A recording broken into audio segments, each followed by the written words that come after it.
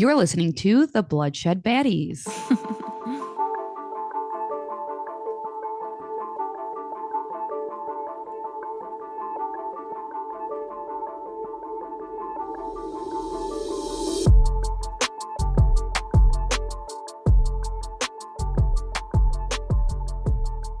Hey there, I'm Lex, And I'm Sam.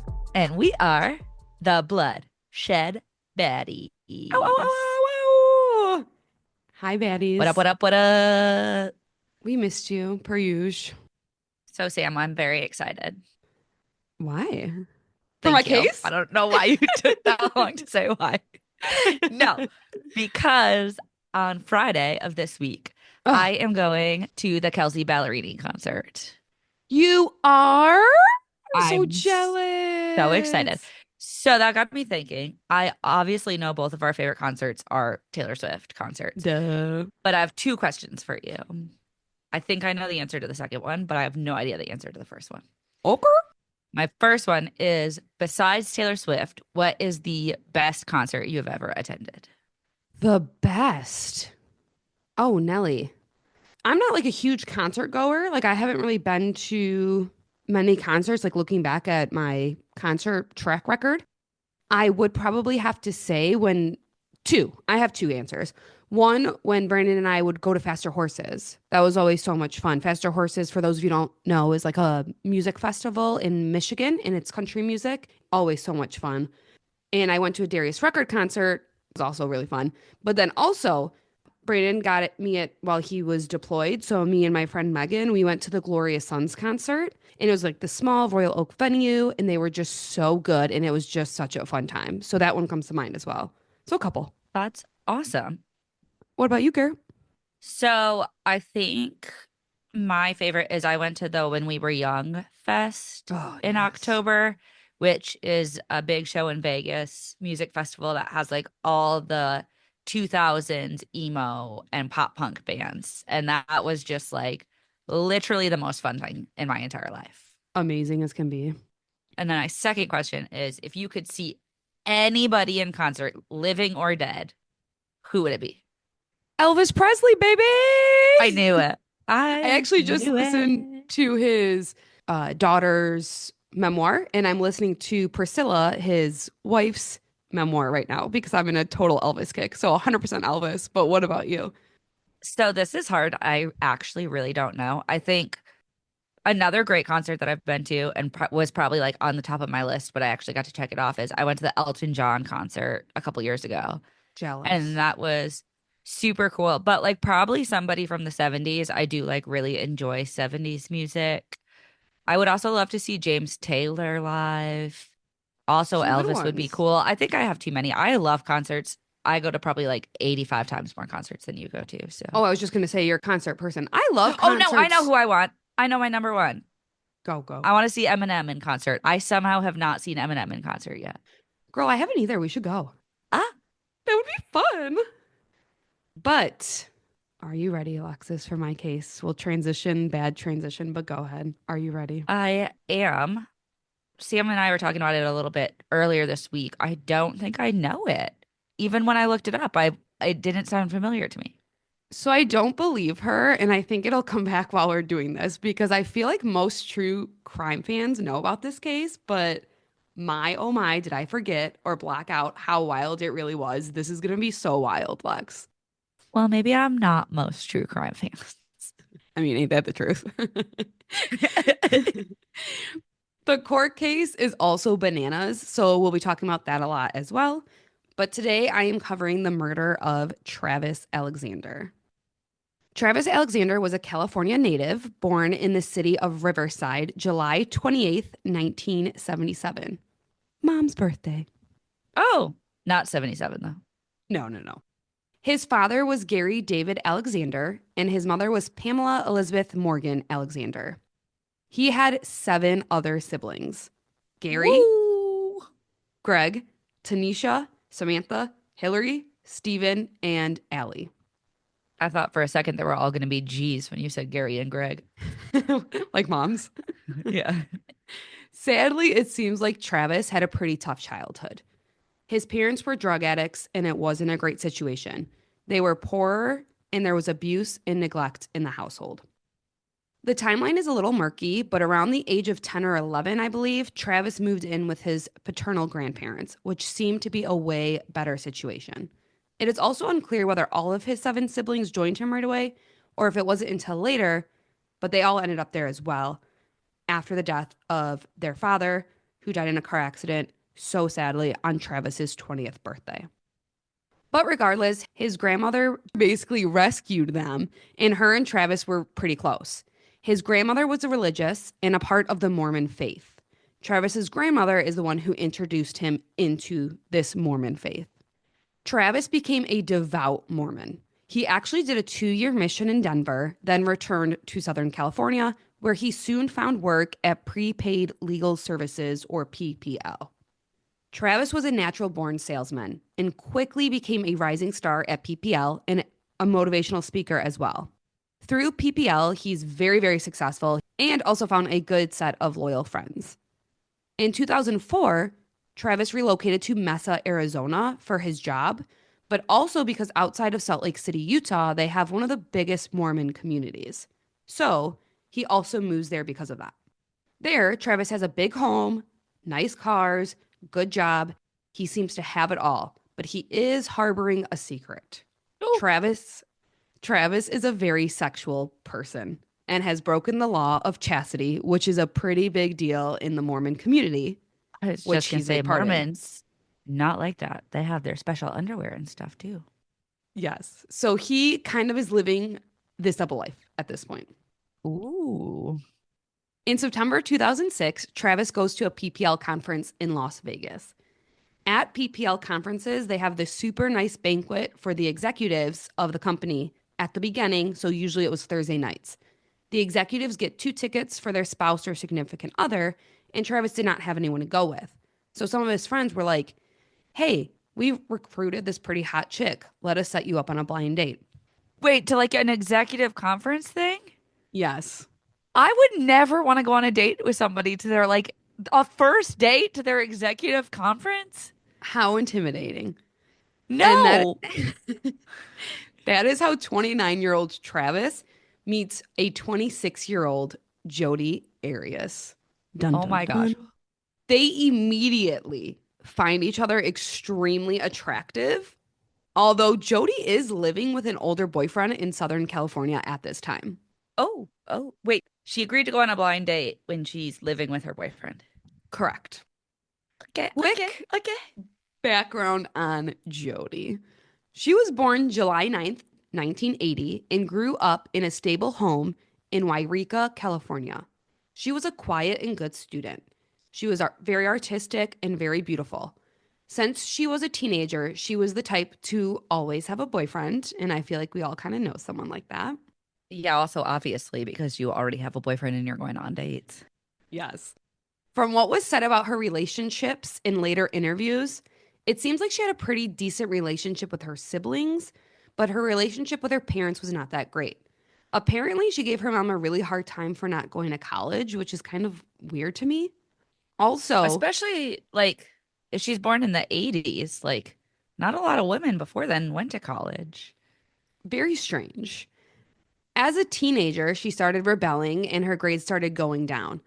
Apparently, in the 8th grade, her parents found her growing marijuana in her room, and it's a different time. Also, she's only in the 8th grade, but they called the sheriff and whatnot. And since then, Jodi felt the need to hide everything from them and just saw her parents as like these nosy people. So it really hurt their relationship. After her junior year of high school, she actually ended up moving out because they had put a curfew on her and she just wanted freedom. And she ended up moving in with a boyfriend at the time. Okay, so this girl's like, I will always have a boyfriend and also I'll do whatever I want whenever I want it. Yes, that is Jodi Arias in a nutshell. But, anyways, in 2006, Jodi is living with her older boyfriend of 4 years 4 years? and having some financial issues, which is what brought her to this PPL conference. She's looking for something new. Ah. And she's like, he's an executive. He I has think money. she meets Travis, and again, the attraction is insane.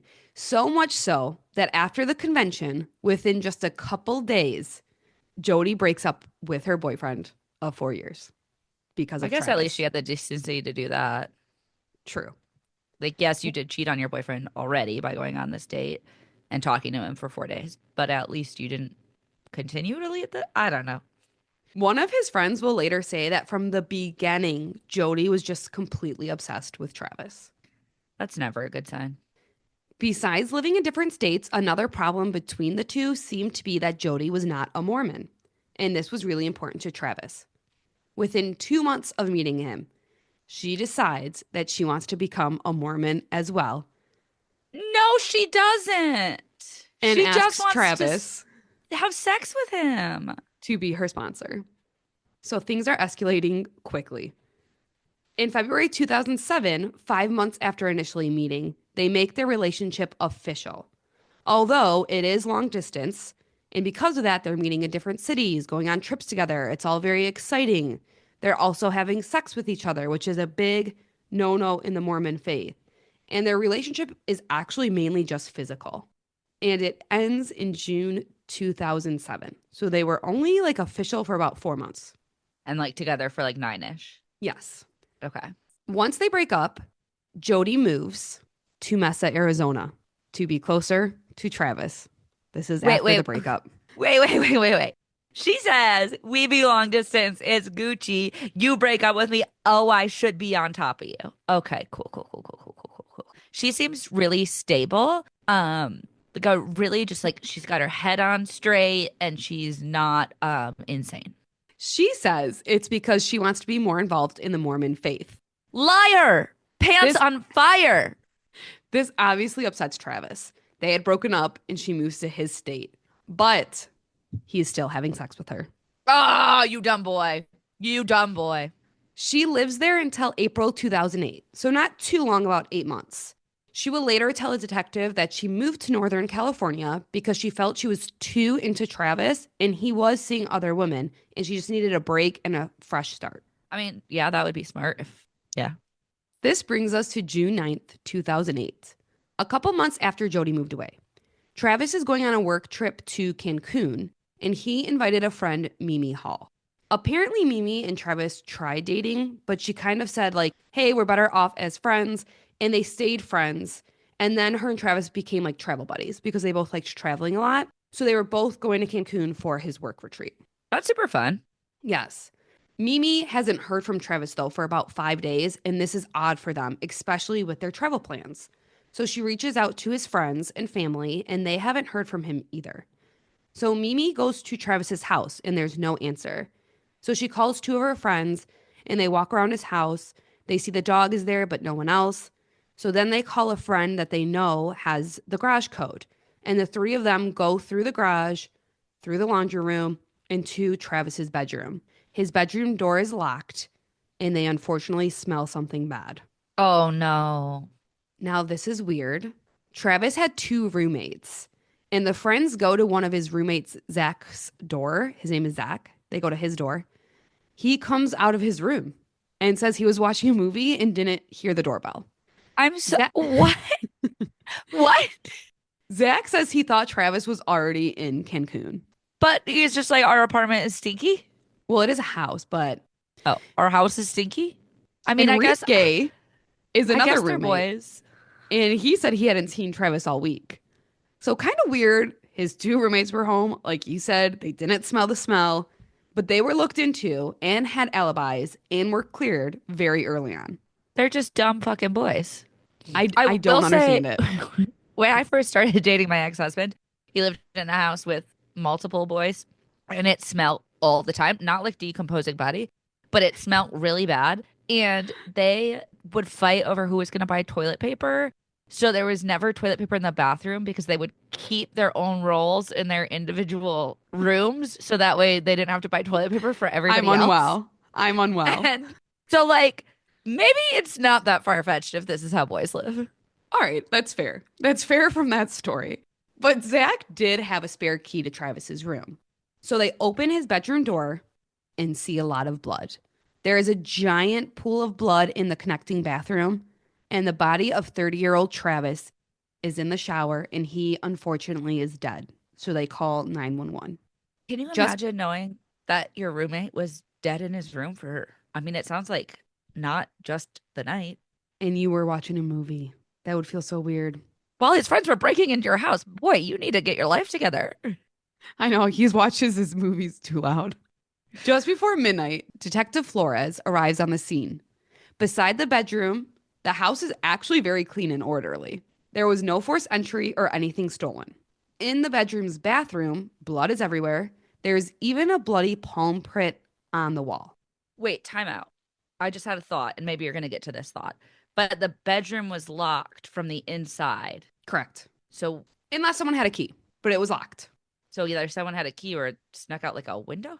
A window, or you know how sometimes you can like lock it and then shut it? I Oh, don't yeah, know yeah, what the yeah. locks were, but that's just what I'm thinking. I guess I forgot about that. Now, this is a lot, but Travis's fingers and toes were turning dark, showing that he has been there for some time, which is awful. They also find a 25 caliber casing. Upon further investigation, the police will find out that not only was Travis shot in the head, he was stabbed 27 times, 27 times? and also he was almost decapitated. Someone had slit his throat ear to ear. This is overkill to the max because, like, slitting your throat, stabbing you, and shooting you with a gun. I'm sure you're going to tell me what order those things happened in after the autopsy report, but A lot. In the bedroom, the bedding was removed, and it appeared that although there was a lot of blood, someone had tried to clean it up. And that's possibly why Travis was in the shower. Because the bedding was removed, the police check the laundry room, and that is where they find not only the washed laundry, but a digital camera. It was washed and dried, so they believe it wait, was intentionally destroyed. the camera The camera. was okay. Because even if you accidentally washed it, I doubt you would transfer a digital camera to the dryer. Exactly. Like I could see However, maybe it like accidentally got in your laundry and you accidentally washed it, but like I feel like you would notice in the transition to the dryer. yeah. The memory card, though, of the camera was not destroyed. And police work on getting the photos as they start to wonder who would want Travis Alexander dead. I love when things like this happen. It's like, haha, we got it anyways. Exactly.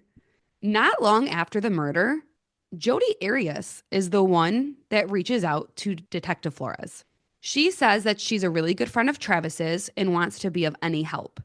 Jodi gives Flores some background into their relationship. Wait, she calls the detective herself. Yes. She's like, hey, yo, the guy I broke up with is dead. And I want to help Well, the out. guy that broke up with me is dead. Love to give you some info. Well, the info she gives to the cops is they dated about 6 months before they mutually broke it off, and they had a genuinely good friendship afterward. She said she was living in Mesa until April 2008 and then moved to Northern Cali, and that was the last time she saw him in person when she broke it off for good. She told detectives she knew Travis was seeing other women, so that's one of the reasons she moved to Wairika to start fresh. So she calls the cops and is like, hey, heard you found Travi dead. Haven't seen him in a couple months. Just thought you should know that.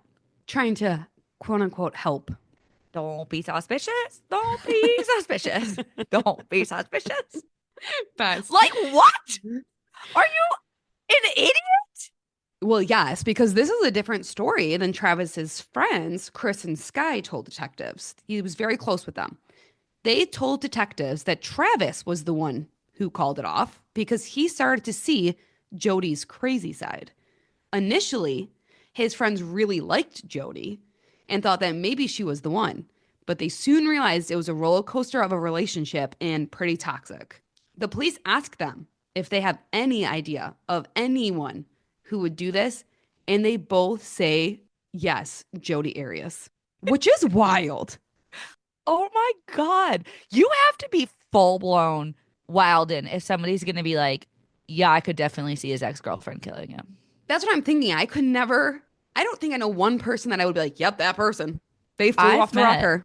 some really crazy people in my life, or like have heard of people like being like, oh my God, I used to be in a relationship where this person did this. And I never once was like, they're probably going to kill you. Yeah. So the detectives asked Jodi for an alibi, and she said she went on a road trip to meet a new prospective man in Utah, Ryan Burns. She tells him she left Northern California on June 2nd to visit friends first, then arrived to Ryan's the day after Travis was killed. Flores calls Ryan, and he said that Jodi did arrive at 11 a.m. June 5th, and she appeared to be happy and nothing appeared to be wrong at all. But he said something was different. Jodi, who was a blonde, had dyed her hair and is now a brunette. I love when people think they're being smart and it's just digging them a grave. Also, like, you conveniently are just like beat bopping around and then happen to get to this man's house the day after this guy was killed. She also had cuts on her fingers that she said she got from her job bartending, which I was a bartender for a bit, and I'd get a cut here and there from trying to open a beer bottle that like wasn't a twistable, but nothing too crazy, so I ain't buying it, Jodi. I don't know how my fingers got all sliced up. I just poured drinks. July 15th, 2008, Flores and Jodi meet face to face for the first time. She doesn't appear to be worried at all and doesn't even really ask why she's there or why he's meeting her in person. Flores tells her that her timeline isn't really working for them and it doesn't make any sense. He also tells her that from the biological samples she provided, they have her blood at the scene, her hair, and her palm print. So she was like, here's my DNA. Yes. Why are you meeting me in person? Like, everything's fine. We're just gonna chit chat. She just says, I wasn't there. I didn't hurt him. This bitch be wild. Girl, this case is wild. Then Flores gets into the pictures they recovered from the memory card, which are pretty sexual. He shows her the first set of pictures, which is Travis naked in the shower. The documentary I watched that will be linked has a clip of this conversation. And when she is shown those set of photos, Jodi like giggles and is like, Travis would never go for that, meaning like he would never take naked photos like that. Do you know, are the photos like taken from somebody else or is he like taking selfies? From somebody else. Okay. Then they show her another photo that is a naked picture of herself On the same camera. on the same camera. And these photos are time-stamped with dates and times. She says, that looks like me. Oh my God, it's like Scott Peterson. I literally thought that same thing, Lex. And then she says something about how the photos, the time-stamped, the dates, they probably were altered. Oh, yeah. That's it. Your blood's at the scene. Your handprint's at the scene. Your hair's at the scene. There's naked pictures of you on the camera at his house. But somebody must have altered those. Yep. Finally, Flores takes out the next photo that seemed to be accidentally taken. Like maybe the camera was dropped and it took the photo. This is a lot. But it was a photo during the murder. Oh, You see Travis's bloody body in the background and then a foot and a leg in front of the camera. stop it right now. It's an awful photo. Can I see it if I Google it? Yes. Flores is like, this is you. And you can't really tell. It's like it has a pant on it. It has a shoe. But Flores is like, this is you. And Jodi just refuses to budge. She's like, no, I didn't do anything to hurt him. That's wild. Yep. But they have enough and they arrest her on first-degree murder charges for Travis's murder. Jodi is surprisingly calm after they tell her she's being arrested and then says, I know this is going to make me look shallow, but can I clean myself up before you book me? Very bizarre. Okay. Then she's left alone for a minute. And there's clips of this. Her bizarre behavior intensifies. While alone, she does like a legit headstand. And then she starts singing Oh Holy Night. It's chilling. Wait, what? Yeah. Then she ends up fixing her hair and she smiles for her booking photo. Oh, holy night? Oh Holy Night. And side tangent, she actually has like a pretty decent voice. And skipping ahead, she did like Inmate Idol for one of the Stop it right now. She was in. I literally LOL'd when I saw it. Well, I know it's bad, but whatever. The next day, Jodi's interrogation continues. They're trying to get her to confess. They have all of this on her, right? And police decide to switch tactics up. And they put a woman cop with her. in hopes that she would maybe relate to her better. But Jodi completely shuts down and will not talk. All she says is she wants to talk to Flores again. Flores goes in, and Jodi finally tells Flores the second version of her story. She says she actually did see Travis. She got there around 3 a.m., and she and Travis went to bed. They woke up in the afternoon and had sex. Flores then says, "Were you alone?" And she said, "It's better if everyone thinks that." And then she goes into a story that they were in the bathroom. She's taking the shower photos when she turned around and saw a guy and a girl in ski masks standing there. Stop it right now. This is the most ridiculous fucking shit I've ever heard. Jodi said they killed Travis and spared her.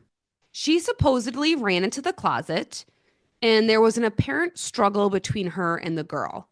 Her finger was wounded in this attack, and we'll talk more about this finger in court later. The masked girl apparently wanted to kill Jodi, but the man said that wasn't what they were there to do. Then he took her registration out of her wallet and said, "If you ever tell anyone, we will do the same to you." And then they just leave. And then she drives to Utah, where, let me remind you, she acted normal and happy. So there's just like part of me that sometimes wants to just like jump in someone's brain for a minute and be like, why? Like, what made you think after all this evidence is stacked against you that all of a sudden police would be like, oh, yeah, that makes sense? I do not know.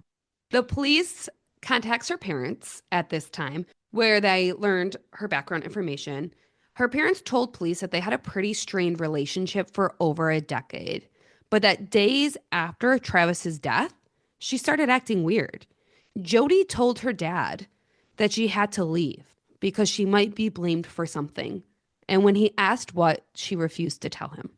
She's like the queen of drama. Like when you're like, oh, that person's dramatic. Um, Not as dramatic as Jodi Arias, that's for sure. No. Very soon, the nation's attention is captured, and it turns into this media frenzy, with Jodi just soaking it all in. She went on Inside Edition in jail and stuck with her story and said, "No jury will convict me. Mark my words." No, she did not. She also says something along the lines of, "God knows, Travis knows, I know I did not do this." In the interview, she's like smiling and then like fixing her makeup at certain points, which is just like very bizarre behavior for somebody accused of being a murderer. It Yeah. also comes out that Juan Martinez, the prosecutor of the case, decided to seek the death penalty, which captivates the nation even more because she's a young woman, she's pretty, she's saying she didn't do it, so people are obsessed with this case. Jodi gets a court-appointed defense attorney, Kirk Nurmi. Kirk says Narmy? when, I believe that's how you say it. Kirk says when they initially met, it was very bizarre. She acted so casual, like they were just friends getting coffee. Stop it right now. Also, that word bizarre is the perfect word for her. That's like what I've been trying to think of this whole time Yes. is she's just bizarre. Well, so bizarre. She calls Kirk almost every day, and she even asks him to take care of her cat, which I don't know why. I think that's so funny. What? In June 2010, Jodi abandons her story about the intruders. Oh my God, finally. She changes her story now for the third time and now says she did kill him, but it was in self defense. Yeah, okay, girl. Uh-huh. Think of the brutality, like you mentioned earlier. Uh-huh. Yeah. It And all she wasn't had was cuts on her fingers. He cut my fingers up, so I had to kill him. What? It wasn't until 5 years after Travis's murder, January 2nd, 2013, that the trial started. And it is a trial that will go down in history. The trial will last 4 months and it won't come to an end until May 8th. Also, until April 25th, the public was given access to the trial on a first come, first served basis. But the judge legit had to change it to a lottery system for closing arguments. A lottery system? Things are about to get cray. Let's get into it and start with the prosecution side.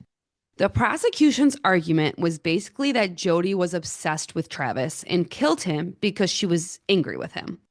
On May 28th, 2008, there were text messages or emails that revealed Jodi and Travis got in a huge fight about his trip to Cancun because he didn't invite her.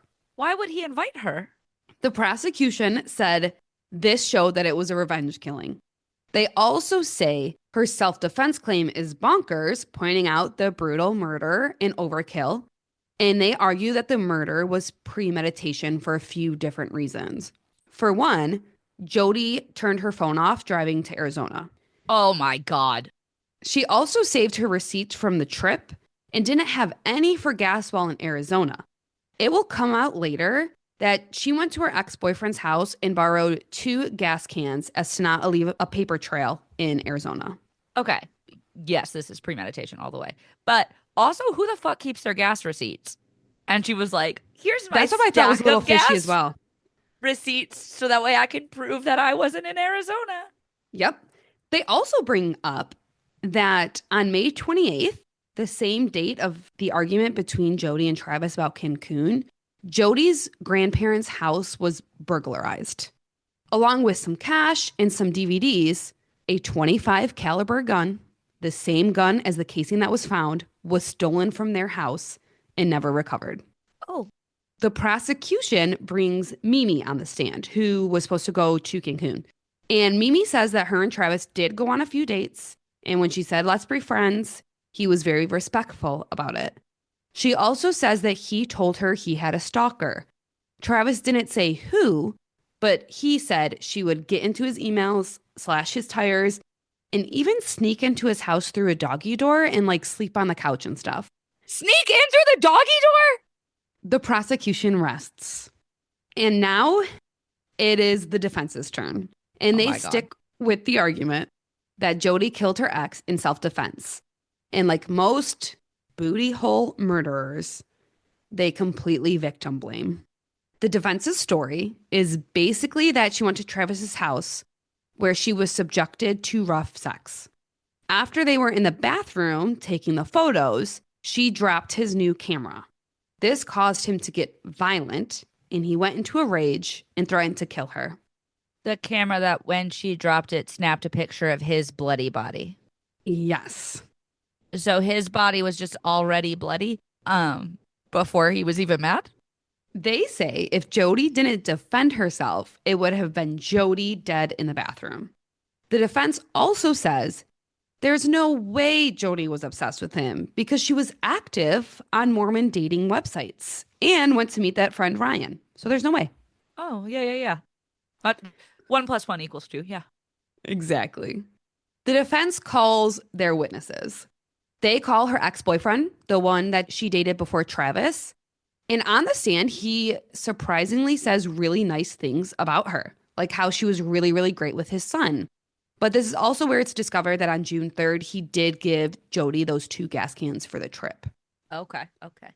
The defense also calls Travis's ex-girlfriend, Lisa Andrews, who he dated in late 2007 and early 2008.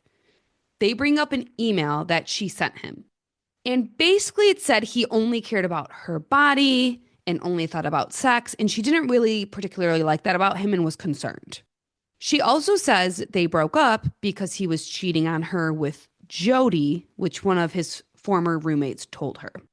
The prosecution does their cross-examination of her, and she actually admits that she was very new with relationships at that point, and she wrote the email out of anger, and they did end up resolving the issues and continued dating for a little bit after she sent that email. So maybe taken out of context. Yeah. 1. 2, I do want to know, I don't know if you have this information, if she is Mormon. She is. Okay, so that's why she felt that way because Mormons don't have sex. 3, what does any of this have to do with him getting killed? Yeah. They're trying to paint him in a bad picture, especially, well, I think obviously the ex-boyfriend trying to humanize Jodi. This Yeah. girlfriend, let's get her saying that Travis was too sexual with her because on February 4th, 2013, the defense calls Jodi Arias to the stand She takes the stand. and turns That's it into a stage. wild move to let her on the stand.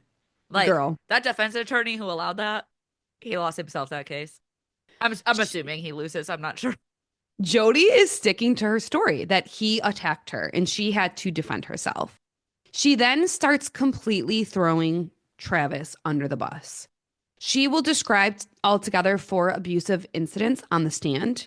One of them, she says, took place on January 22nd. Travis allegedly said he needed to borrow money, and she told him that she didn't have it. So allegedly, he shook her and body slammed her. He also kicked her in the ribs, and she holds up her hand, saying that is how her finger became bent. And it is very messed up and very bent. She also makes a lot of sexual claims, and it gets pretty graphic. So I'm not going to go into super big detail, but trigger warning because it does get a little wild. Jodi says that Travis was a sexual deviant. To back this up, she says after her baptism, when she converted to Mormonism that night, Travis basically forced her into anal sex. She said she didn't stop him, but she really didn't want to. Then the defense shows some dirty, dirty, dirty text messages between the two. He calls her some derogatory names, seemingly, though, in like a sexual way and not like he's yelling at her way. Mm-hmm. One of the most disgusting ones, though, is where he called her a 3-hole wonder. Whoa! Yeah. Never thought I would say You those know, words together. He also says something about her feeling raped in one of the texts, which I don't love. oh, She says he also called her the B word and worthless, and she didn't like being called these names or feeling like that. I mean, that's fair. Yes. The defense and Jodi then make an awful, awful claim that Travis was a pedophile. Oh, Jodi believed he had an interest in young boys and allegedly said she walked in on him once with a image of a young child. The I'm defense not saying that that's not true. I was not there. Maybe it was. It does seem like he maybe did have some like different sexual urges based on the messages between them. But this feels a lot like trying to slander somebody and give an excuse as to why you killed them. Like, oh, it's okay that I killed him. He's a pedophile. keep that thought for later. Now, this is a lot as well. The defense also introduces an audio recording from May 10th, just weeks before Jodi killed Travis. Again, it's a lot. It's a very, very graphic phone sex conversation played for the whole court. Travis's family is there, her family's there. The media goes insane with it. I won't go into too much detail about it, but in the audio clip, they both appear to be enjoying it.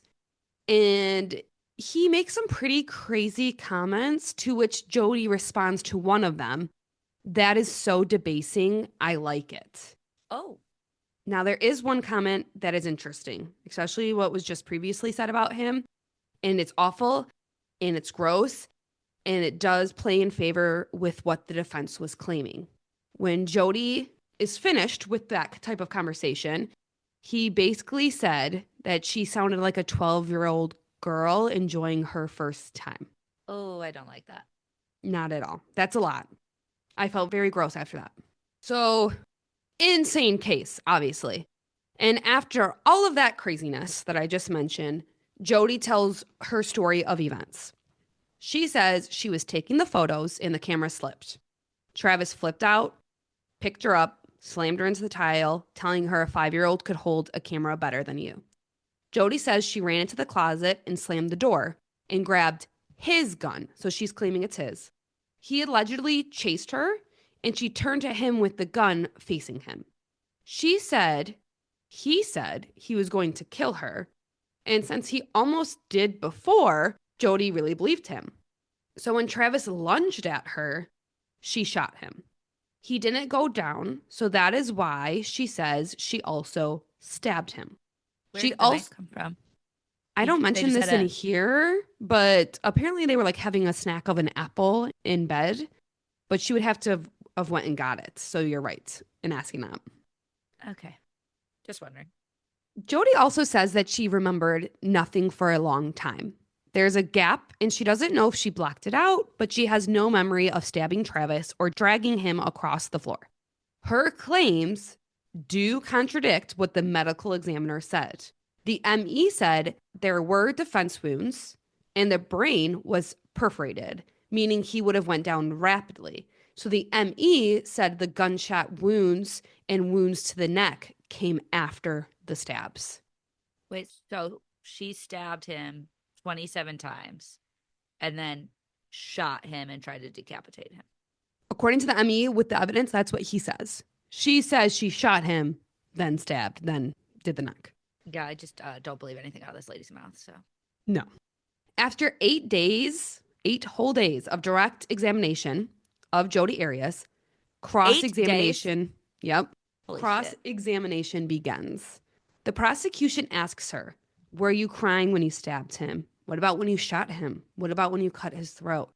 And she says she doesn't remember. Jodi actually really does hold her own with the prosecution. For instance, the prosecutor brings up the I don't remember and bad memory claims and is like, tell me a time that you've had a memory issue. And she's like, probably a time like this when men like you or Travis are grilling at me and screaming at me. I'm not surprised because her like just utter level of confidence with the police that she would be this confident on the stand. I was like, dang, girl. The prosecutor also shows her personal journal that obviously was not meant for anyone to see. And she didn't write a single negative thing about Travis. It was all really, really positive. So they were like, why wouldn't you write about the abuse in your personal journal? And she says it's because of the law of attraction. Jodi said, you're not supposed to talk or write about negative things, or it would be brought into your life even more. So that's why she didn't write it. That's wild to say, but The, okay. pro- the Go off. prosecution also shows a picture of Jodi 5 months after Travis allegedly messed her finger up, based on her own account. In the picture, her arm is around her sister, and her finger is totally straight and not bent at all. Jodi just says it is Hmm. bent. Wait, they're looking at the same picture and they're like, it's not bad. And she's like, yeah, it is. Yes. Oh, okay. The only time Jodi really broke down is when the prosecutor showed pictures of the autopsy. Jodi was on the stand for a total of 18 days. Oh my God. In closing arguments, the prosecutor has the whole courtroom sit quietly for 2 minutes because that is allegedly how long it took to attack and kill Travis Alexander. The defense takes a different approach. Kirk says, this isn't about if you like Jodi Arias or not. 9 out of 10 days, I don't like her either. Oh my God. And when he says this, like in the documentary, the camera shows Jodi and she like giggles and smiles like if a friend were to say this about you. And then he continues like it's about the evidence and it was self-defense. It proves that it was self-defense. What? 0% of the evidence proves that, but okay. Go off. On May 8th, 2013, after 4 days of deliberation, the jury decides on the verdict. Jodi, who is now 34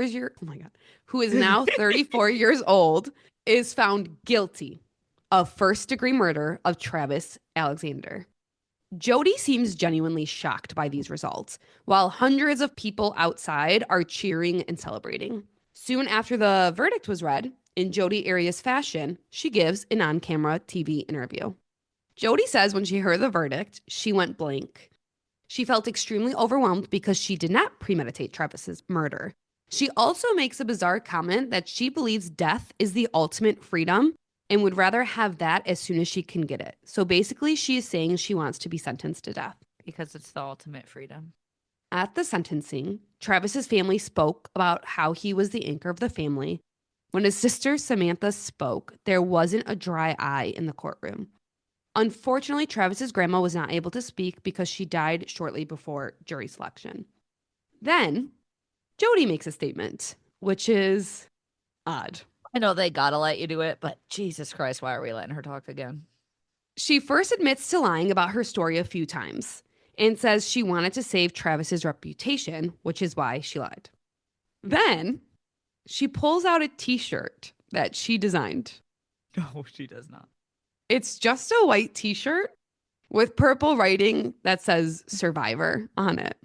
She says she wants to help domestic violence victims, and 100% of the proceeds will go to nonprofits to help with domestic violence victims. Very Wait, strange. I'm sorry. Does she not realize that what she did in killings your whatever they were to each other at this time, because they were obviously sleeping together, is in fact domestic violence? And he didn't survive that. I giggled there for the awkwardness of it, but how disrespectful to Travis's family sitting there.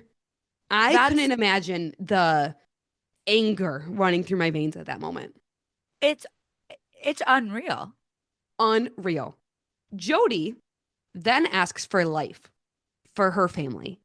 She says she already hurt them enough and she wouldn't want to hurt her family more with the death penalty. So even But though she she, said she wanted to die in the oh my interview, God. now she doesn't. This girl can't keep a story straight to save her goddamn life. 3 days later, 8 people voted for Jodi to be put to death and 4 voted for her to live. With the jury not in agreement, the judge had to declare a mistrial. They have to do this again. If However, I was this guy's family, Travis's family, I would be livid. I'd be yes, like, just give her one or the other. I don't give a shit. I'm not going through this again. thankfully, guilt is already established, so they just have to decide life or death. Now, the state could have taken death off the table at this point, but Travis's family wanted it. So, of course, they're going to respect the wishes. So, a year and a half later, everyone is back, but this time with a different jury. The new trial concludes after 6 days of deliberation, and we have a hung jury for the second time.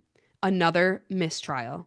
11 people voted for the death penalty and only one for life. One little fucker. Which Now, I'm not saying I would vote for the death penalty. I have very mixed feelings on the death penalty. But that one person made it a hung jury again, which is so frustrating. yes, and under Arizona law, the prosecution only has 2 shots to get the death penalty. So the death penalty is now off the table. That's fine. Let's just get her somewhere. April 13th, 2015, the judge finally hands down the sentence and sentences her to natural life in prison with no possibility of parole. Thank the Lord. Good. Of course, she tries to appeal it, but is unsuccessful. And in addition to her sentence, she is ordered to pay $32,000 to Travis's family for the expenses from the trial.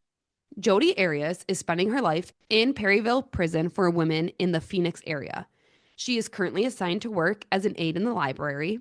Apparently, she had one disciplinary action in February 2016 when she was disrespectful to the staff. Now, before I end it, I do want to bring it up.